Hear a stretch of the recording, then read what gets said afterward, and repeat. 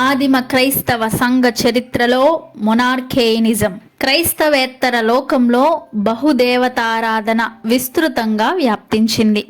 క్రైస్తవం ఏకదేవుని ఆరాధన మోనోథియిజంను విశ్వసించింది, దాన్ని ఆచరిస్తుంది. అయితే క్రైస్తవం విశ్వసించే ఏకదేవుని ఆరాధన ఒక ప్రత్యేక సిద్ధాంతం. ఒకవేళ మరో విధంగా చెప్పాలంటే దీన్నే త్రియేక దేవుని ఆరాధన అని చెప్పవచ్చు. క్రైస్తవులు విశ్వసించే దేవుడు త్రిత్వవతారుడు, తండ్రి, కుమారుడు, పరిశుద్ధాత్ముడు. అలాగైతే త్రిత్వాన్ని ఏ విధంగా ఏకదేవుని ఆరాధన అని లోకం నమ్మేటట్లు చేయాలి? బహుదేవతారాధన కాదని ప్రబోధించేదెలా అనే సమస్య 3వ శతాబ్దపు వేదాంతులను కాస్త వేధించింది. ఆ సమస్య పరిష్కారం ప్రయత్నం మొనార్కేయినిజం. దేవుడు ఒక్కడే అనేది మొనార్కీయునులు గట్టిగా నొక్కి బోధించారు. దేవుడు ఏకఛత్రాధిపతి, ఆయన తప్ప వేరే దేవుడు ఉండకూడదు. అలాగైతే కుమారుడైన యేసుక్రీస్తు, పరిశుద్ధాత్ముడు అనే వారిని త్రిత్వ సిద్ధాంతాన్ని అనుసరించి ఎలా వివరించాలి అని ఈ మొనార్కీయునులు ప్రయత్నించారు. ఈ వివరణా బోధల్లో వారు కొంత ఛేదించారు. కొందరు ఓ విధంగా, మరికొందరు మరో విధంగా తమ అభిప్రాయాలను వ్యక్తం చేశారు. ఈ విధంగా డైనమిక్ మొనార్కేయినిజం, మోడలిస్టిక్ మొనార్కేయినిజం అనే ద్వివిధ మొనార్కీయునులు బయలుదేరారు. డైనమిక్ మొనార్కేయినిజం, డునామిస్ అనే గ్రీకు పదం నుండి ఆ పేరు దీనికి ఇవ్వబడింది. డునామిస్ అనగా ప్రభావం అని భావం. దేవుడు చాలా ప్రభావం గలవాడు, సమస్తానికి అధికారి, సమస్తం తన ఆధిపత్యం క్రింద ఉన్నది. యేసుక్రీస్తుకు కూడా ప్రభావం ఉన్నది, అయితే అది స్వభావ సిద్ధముగా ఉన్నది కాదు, దేవుడిచే ఇవ్వబడిన ప్రభావం. ఇలా యేసుక్రీస్తుకు ప్రభావాన్ని ఇస్తూ దేవుడు యేసుక్రీస్తును తన కుమారునిగా స్వీకరించుకున్నాడు. అందుకనే ఈ డైనమిక్ మొనార్కేయినిజాన్ని అడాప్షనిస్టిక్ మొనార్కేయినిజం అని కూడా పిలుస్తారు. అంటే దేవుడు యేసు అనే మానవుణ్ణి దత్తతకు తీసుకొని ఆయనకు క్రీస్తు తత్వాన్ని ప్రసాదించారు. ఈ విధంగా కుమారునికి దేవుడు అనేక ఆధిక్యతలను ఇచ్చి దేవత్వంలో కుమారునిగా ఒక స్థానాన్ని ఏర్పరిచారు.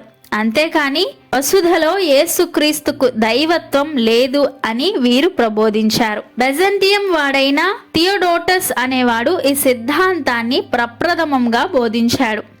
ఇతడు చాలా విద్యావంతుడు, ఆ పట్టణంలో మిక్కిలి ప్రసిద్ధిగాంచినవాడు. హింసలలో తాను క్రైస్తవుడు కాదని రోమా ప్రభుత్వ అధికారులకు చెప్పి ఆ హింసలను తప్పించుకొని క్రీస్తు శకం 190 ఆ ప్రాంతంలో రోమా నగరం చేరుకున్నాడు. అక్కడ తన నూతన సిద్ధాంతాన్ని ప్రబోధించ ప్రారంభించాడు. యేసు ఒక మానవుడు, కన్య మరియకు జన్మించాడు. అయితే యేసు బాప్తిస్మం పొందే సమయంలో ఆత్మదేవుడు ఆయన మీదకు వ్రాలి యేసును ప్రభావితుణ్ణి చేశారు. ఈ విధంగా యేసు క్రీస్తుగా తీర్చిదిద్దబడ్డారు. ఈ క్రీస్తు లేక లోగోస్ యేసుకు దేవుని చేత లభించిన తరువాత ఒక మహాశక్తివంతుడై అనేక అద్భుతాలు జరిగించాడు. అంతేకాని యేసు ఎప్పుడు కూడా దేవుడిగా ఉండలేదు. దేవుడు ఒక్కడే, ఆయన తప్ప వేరొకరు దేవుడుగా ఉండడానికి వీలు లేదు అని ఇతడు బోధించాడు. అయితే ఇతన్ని అనుసరించే వారిలో కొందరు ఒక విధంగా యేసుక్రీస్తు కూడా దైవత్వం కలిగి ఉన్నాడని, అయితే తండ్రి దైవత్వానికి సమమైనది కాదని విశ్వసించారు. రోమా సంఘానికి క్రీస్తు శకం 189 నుండి 199 కాలంలో బిషప్పుగా ఉన్న విక్టర్ అనేవారు థియోడోటస్ను సంఘం నుండి బహిష్కరించాడు. ఇతన్ని చర్మకారుడైన థియోడోటస్ అని చరిత్రలో పిలిచారు. అయితే ఇతని సిద్ధాంతాలను డబ్బును మార్చేవాడైన థియోడోటస్ అనేవాడు కూడా బోధించాడు. అలాగే అట్టెమాన్ అనేవాడు కూడా ఇలా బోధించాడు. అయినా వీరి బోధలు అంత ప్రసిద్ధిలో రాలేదు. అంతేకాక వీరికి ప్రతికూలంగా పశ్చిమ సంఘం వీరి బోధలను హతమార్చడానికి చాలా బాగా కృషి చేసింది. అయినను క్రీస్తు వ్యక్తిత్వాన్ని గురించి బోధించే సార్వత్రిక సంఘ వేదాంతంలో ఏదో ఒక రూపంలో మొనార్కేయినిజం పరోక్షంగా ఉందని చెప్పడంలో సందేహం లేదు.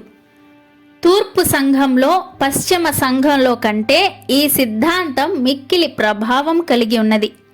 దీనికి సమేసాలు వాడైన పాల్ అనేవాడు కారకుడు. ఇతడు క్రీస్తు శకం 260 నుండి 272 కాలంలో అంతియోకియా సంఘానికి బిషప్పుగా ఉన్నాడు. లోగోస్ సిద్ధాంతాన్ని ఎక్కువ ప్రబోధించిన వారిలో ఇతను ఒకడు. లోగస్ పాత నిబంధనలో మోషే తదితర ప్రవక్తలను ప్రభావితులుగా చేశాడు. అలాగే యేసుక్రీస్తును కూడా ప్రభావితునిగా చేశారు. అయితే యేసుక్రీస్తులోని ప్రభావం అద్వితీయమైనది.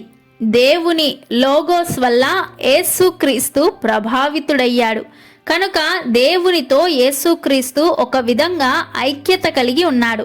అయితే దేవునికి ఉన్న తత్వానికి సమానమైన తత్వం యేసుక్రీస్తులో లేదని ఇతడు ప్రబోధించాడు. యేసుక్రీస్తు దేవునితో నైతికంగా ఐక్యత చెంది ఉన్నాడే గాని మరే ఇతరమైనది కాదని ఇతడు చెప్పాడు. క్రీస్తు శకం 264 నుండి 269 మధ్య కాలంలో ఆనాటి బిషప్ సంఘంతో కలిసి ఇతని బోధలను చర్చించి సంఘము నుండి ఇతనును బహిష్కరించాడు. అయినను ఏవో కొన్ని రాజకీయ కారణాలను బట్టి ఇతడు మరణించే వరకు అంతియోకియా సంఘానికి బిషప్గా ఉన్నాడు. మోడలిస్టిక్ మొనార్కేయినిజం. మోడలిస్టిక్ మొనార్కేయినిజం డైనమిక్ మొనార్కేయినిజం కంటే ఎక్కువ ప్రాచుర్యంలోనికి వచ్చింది. డైనమిక్ మొనార్కేయినిజం దేవత్వ ఏకత్వాన్ని అంతగా సమర్థించలేకపోయిందని మోడలిస్టిక్ మొనార్కీయునులు భావించారు. దీన్ని ఎక్కువగా ప్రబోధించిన నాయకులలో నోయిటస్ ఒకడు. ఇతడు స్మిర్నా సంఘస్థుడని చెప్పబడుతుంది. క్రీస్తు శకం 180 నుండి 200 కాలంలో క్రీస్తే తండ్రే భూలోకంలో జన్మించి శ్రమలను అనుభవించాడని చుట్టూ స్మిర్నా ప్రక్కల ప్రదేశాలలో బోధించాడు. ఇంకా నోయిటస్ ఇలా అంటాడు: నాకు తెలిసింది ఒక్కడే ఒక్క దేవుడు. ఈ లోకంలో పుట్టి శ్రమలను అనుభవించి చనిపోయిన వాడు తప్ప మరొకరిని నేను ఎరుగను. క్రీస్తే తండ్రి, శిలువ మరణం పొందింది కూడా తండ్రే అని చెప్పాడు. అందుకే సుప్రియన్ అనే సంఘ గురువు వీరిని పాట్రిపాషియన్లు అని పిలిచాడు. ఈ భావాలను ప్రాక్సియస్ అనేవాడు రోమా సంఘానికి క్రీస్తు శకం 190లో కొనిపోయాడు. ఇతడు నయోటస్కు అనుచరుడు, మెంటానిజానికి వ్యతిరేకి.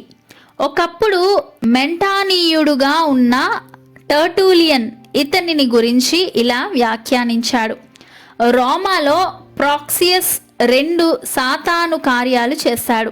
ప్రవచనాన్ని పంపివేసి విమతాన్ని ప్రవేశపెట్టాడు.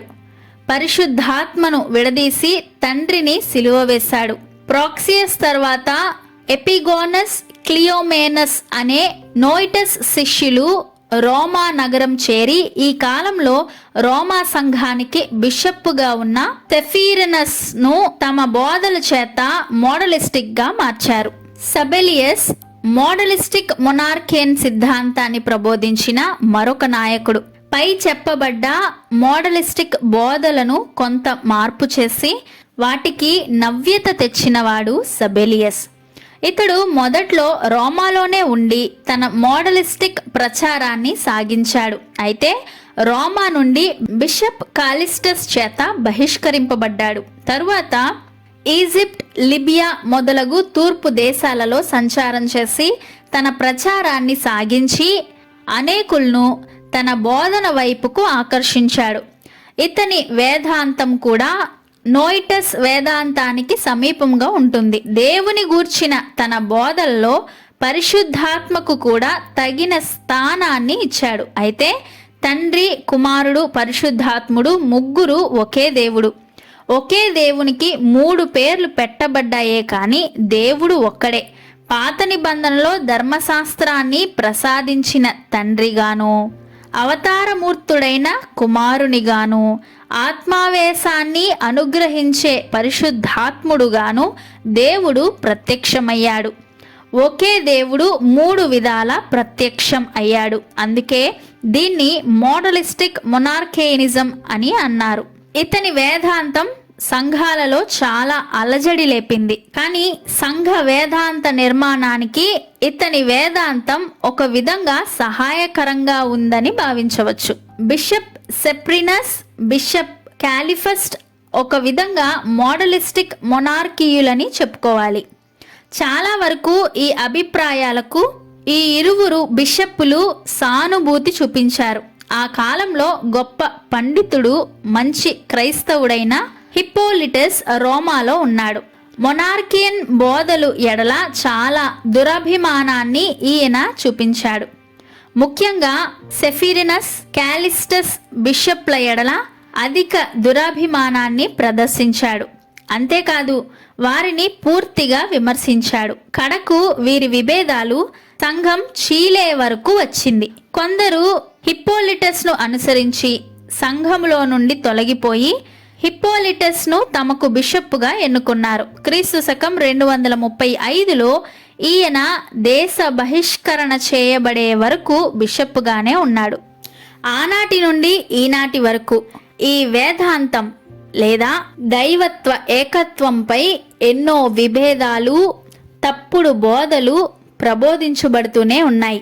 మరి ఈ సమస్యకు పరిష్కారం మీ దగ్గరుందా? తండ్రి, కుమార, పరిశుద్ధాత్ముడు త్రియేక దేవుడని, వారి ఏకత్వాన్ని, క్రైస్తవులు విశ్వసించేది ఏకదేవుణ్ణి అని మీరు నిరూపించగలరా?